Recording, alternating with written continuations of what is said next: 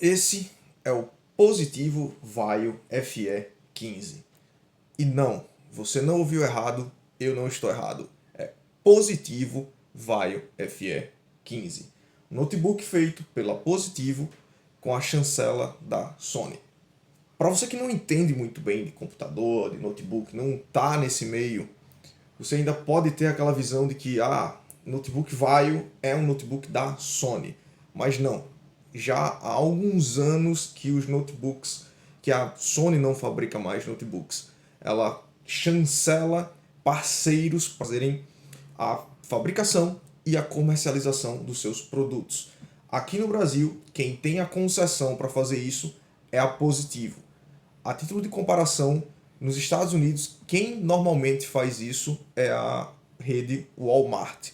Então, causa dúvida nas pessoas essa ideia de a Vaio agora é positivo, então os produtos são de baixíssima qualidade, porque a Positivo por si só ela tem uma fama complicada aqui no Brasil por trabalhar sempre com dispositivos, com produtos mais de entrada. E o vídeo hoje é para mostrar para vocês que não é bem assim. Aqui a gente tem um produto de bastante qualidade.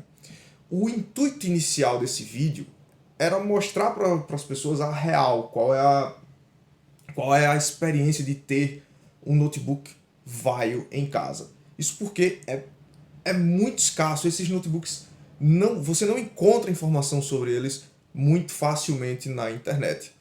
Uh, Só abrindo um parêntese aqui nesse preâmbulo inicial, existe um vídeo muito interessante do Dan Ferreira, que é um youtuber bacana, um cara muito bom, muito técnico, que faz análise, faz reviews de notebooks. Existe um review muito bacana dele sobre o Vaio FE, porém é da geração passada. A Vaio ela tem dois momentos aqui no Brasil. Os primeiros notebooks que eles fabricaram ali, com a oitava e décima geração dos processadores da Intel, que são notebooks que, sinceramente, cara, não valem a pena. São notebooks muito fracos, muito ruins, muito inferiores a esse notebook, que é já da segunda geração, já é a segunda leva de notebooks da Vaio, já é a segunda geração dessa parceria entre Vaio e Positivo. É um notebook completamente diferente, é outra placa-mãe, é outra estrutura, apesar do design ser muito parecido, praticamente igual, mas é uma outra estrutura, é um outro notebook, é um outro hardware, é uma outra concepção. Antes de começar a falar sobre o notebook em si, é interessante a gente entender para que público esse notebook está direcionado e quais são os seus concorrentes dentro do mercado. Hoje esse aqui é um notebook de entrada, mas que possui uma configuração interessante o suficiente para ser utilizado em múltiplas áreas. É um notebook que vai bem desde o home office até trabalhos ali de engenharia e arquitetura não tão complexos. Bom, falando sobre o concorrente desse cara aqui. Hoje nós temos o Lenovo IdeaPad 3, Acer Aspire 5, Asus VivoBook e nós temos o Galaxy Book 2 da Samsung. E para poupar o tempo de vocês, se você está em dúvida em algum notebook nessa categoria ali, entre 2.500 e 3.000 reais, é, é muito fácil entender que o Galaxy Book 2 é o melhor entre todos eles. É o notebook mais equilibrado, é um notebook que tem configurações muito boas, tem uma qualidade de construção superior aos outros, tem uma tela melhor que os outros, etc. Porém, ele custa um pouco mais caro. Então, a briga ali do custo-benefício de um valor um pouco mais baixo, ela vai ficar entre o notebook da Acer, o notebook da Asus, o Lenovo e o Vaio FE. E aqui vem... A gente precisa entender aonde cada um deles se sai melhor. Começando aqui a falar do Vaio FE sobre construção. A primeira coisa que você vai ver aqui, que você vai perceber no notebook. Como todos os notebooks desse segmento, é um notebook de plástico. É um plástico bem simples, não tem nada demais. Você percebe que, cara, é um notebook num material bem padrão. não tem nada mais nem nada menos que os outros. Tem uma boa flexão tanto no teclado quanto na tampa traseira. Esse notebook tem essa opção de quando você levanta a tela, ele ergue um pouco o teclado e isso traz um conforto à digitação maior, além de dar mais espaço para ventilação. É um notebook que trabalha com uma boa temperatura, não é algo fora do normal. Então, para você que busca ali muitas vezes um computador que você vai precisar usar, que você quer usar no colo, fazer uma coisa mais rápida, é um notebook que atende muito bem, porque não é um notebook que esquenta tanto. Vale ressaltar que existe a versão de 14 polegadas desse notebook, com processador Intel.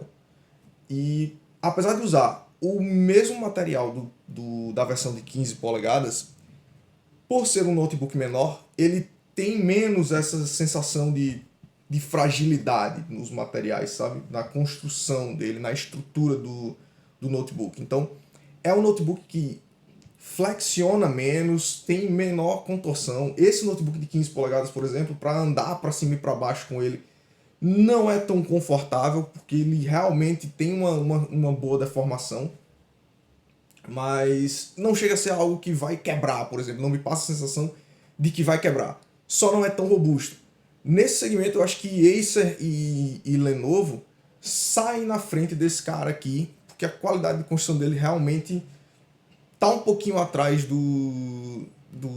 desses dois notebooks, tanto da Acer quanto da Lenovo. Porém, não é nada muito grande, não é nada que vai te atrapalhar demais, está bem no padrão do mercado. Seguindo aqui, falando sobre usabilidade desse cara, o som desse notebook é tão ruim quanto dos seus concorrentes. É um som fraco, não tem uma boa definição, é fraco, é basicamente não é um ponto alto, é o mínimo ali para você conseguir consumir mídia, mas não é legal. Não esperem uma qualidade de som muito boa para esse notebook. Na verdade, não esperem uma qualidade de áudio boa para nenhum notebook desse segmento, mesmo o Galaxy Book 2, que é o melhor e o mais caro. A gente passa a falar agora do conjunto de teclado e trackpad, a questão de input do notebook. Aqui a gente tem o ponto em que eu acho que ele se sobressai em relação a todos os outros. É o ponto, para mim, esse é um dos melhores pontos desse notebook. Para você que trabalha com longas digitações e tá sempre trabalhando com planilhas ou com documentos em texto, dentre todos esses que a gente conversou, até mesmo o Galaxy Book 2, esse aqui é o que tem a digitação mais confortável. É o melhor teclado entre todos eles, assim, sem qualquer dúvida. O teclado desse notebook é muito bom, é muito bem acertado e conta com iluminação. Então, se você tem interesse, se você tem necessidade de fazer uma digitação à noite, usa o computador à noite, às vezes na cama e tal, é ideal para você. Para mim é o melhor teclado do segmento. Para que vocês tenham uma ideia, o meu notebook pessoal hoje é um HP Envy 360, um notebook já de uma gama mais premium da HP. E, sinceramente, a digitação no notebook da Vaio é mais confortável. Eu digito por mais tempo sem cansar os dedos quando eu estou trabalhando com o Vaio. Simplesmente, para mim, é o melhor ponto desse notebook, e olha que ele tem muitos pontos positivos. Falando do trackpad, por outro lado, é um item que eu não gosto tanto aqui. Primeiro que me parece ser um trackpad de, sei lá, 2004, 2005. É um trackpad com botões individuais, físicos aqui. Não tem clique na área maior do trackpad, na área sensível do trackpad. Então você precisa recorrer a cliques aqui. É bem começo dos anos 2000, particularmente não gosto. Fora que você acaba perdendo área, essa região aqui ela não tem qualquer resposta tátil, então você perde a área do trackpad. Bem diferente do que a gente encontra nos notebooks mais modernos, que prezam que seguem ali aquela premissa da Apple de trazer trackpads maiores, com mais gestos, com uma precisão melhor. Aqui o trackpad ele é um mero coadjuvante, é algo que, tá, tudo bem, tem, ok, funciona, mas não faz nada, absolutamente nada melhor que os concorrentes.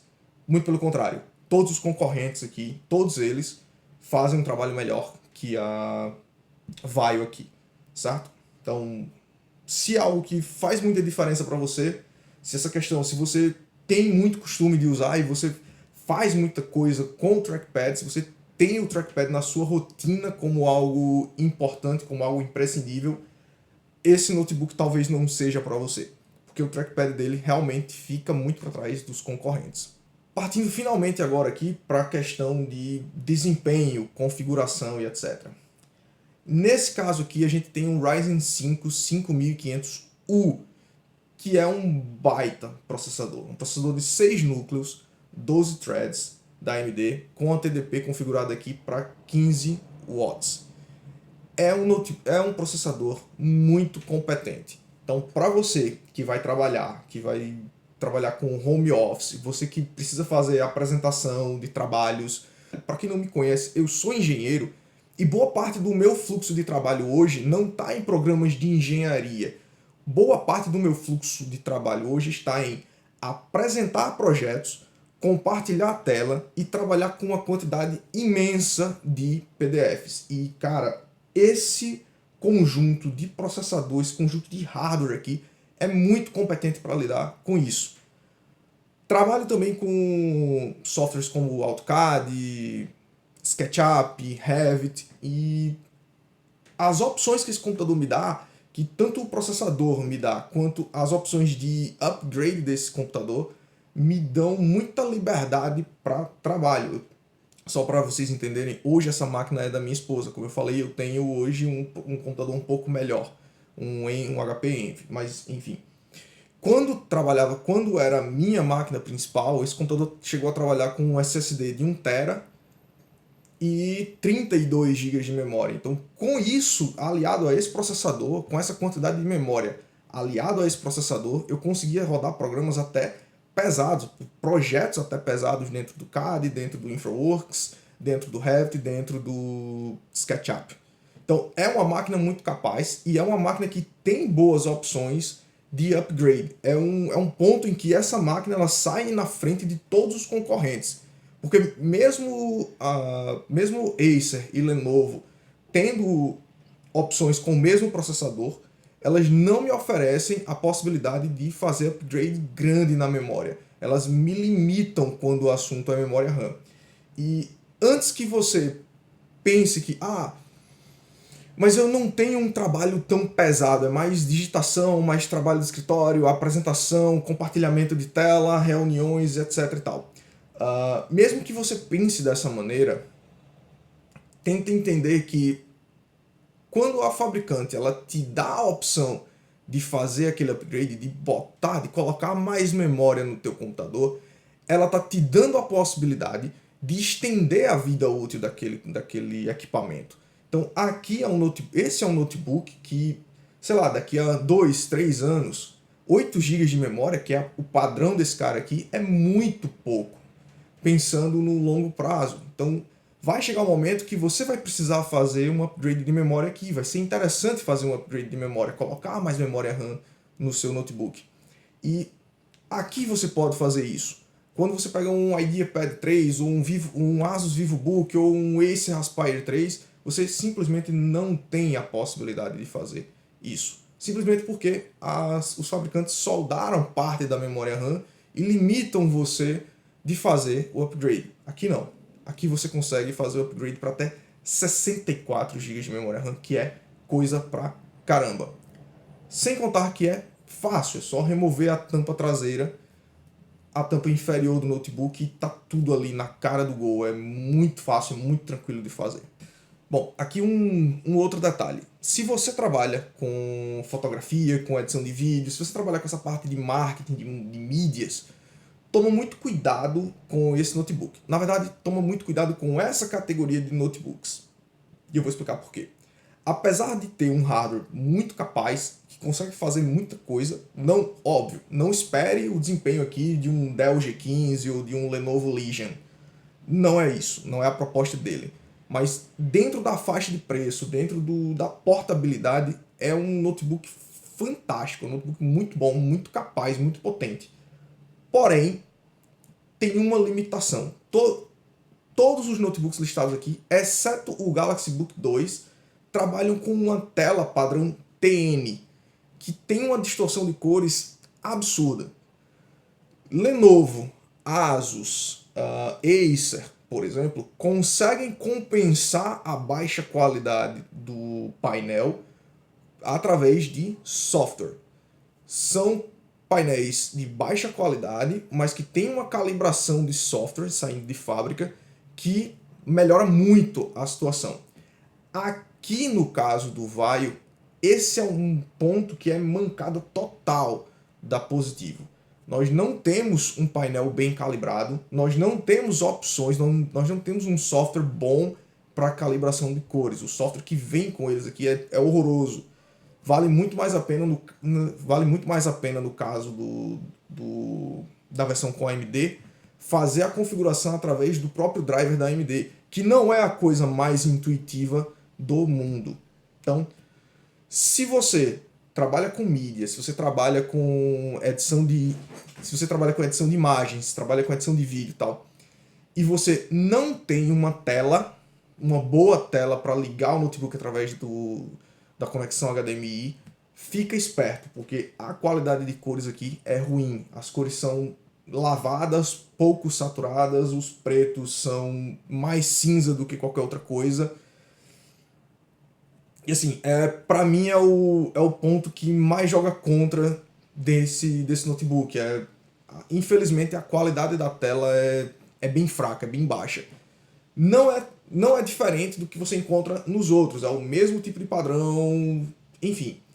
Só que os outros têm uma pré-configuração mais interessante que o Vaio FE. Então, se você trabalha com fotografia, se esse é o seu job, se esse é o teu ganha-pão, eu não recomendo você trabalhar com esse cara, a menos que você tenha uma tela secundária como eu tenho aqui em casa, certo? E aí, vale a pena o Vaio FE? Cara, vale. Tanto a versão AMD quanto a versão Intel, tá? No caso da versão AMD, você tem o adendo de ter aqui um processador com uma placa de vídeo bem melhor do que no caso da Intel.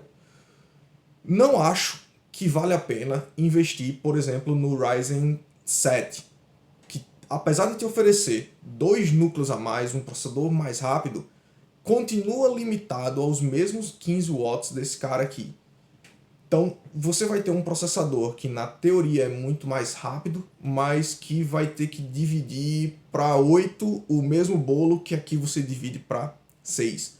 Então, é um processador que vai sofrer mais com temperatura, é um processador que vai sofrer mais com throttling do que o Ryzen 5. Esse aqui é uma configuração muito mais equilibrada.